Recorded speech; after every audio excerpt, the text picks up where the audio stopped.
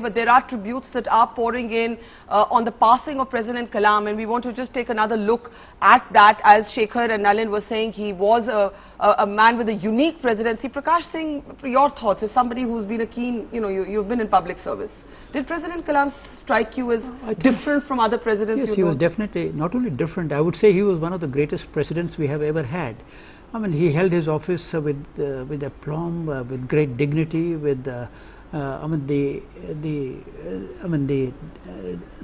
from the dignity, the informality, his scientific background, his impartiality, his capacity to mix with all groups of people, and the way he would lecture. I mean, on one or two occasions I had occasion to hear him. I mean, he would really establish an equation with the audience in no time. And even his last tweet, his very last tweet speaks about taking a course on the livable planet in Shillong. And then at the end of it, he would make them recite certain pledges. Aaj shapat leta hoon ki main ye karunga, that kind of thing. I mean, he was a remarkable man, a very noble soul, and as I said, one of the greatest presidents we have had.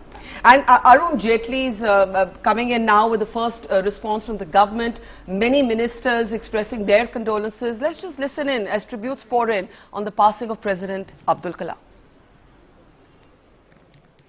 Well, India has today lost one of its most inspirational persons.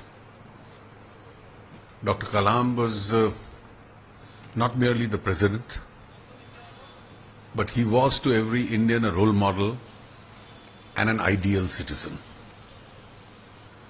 Everything about him was positive.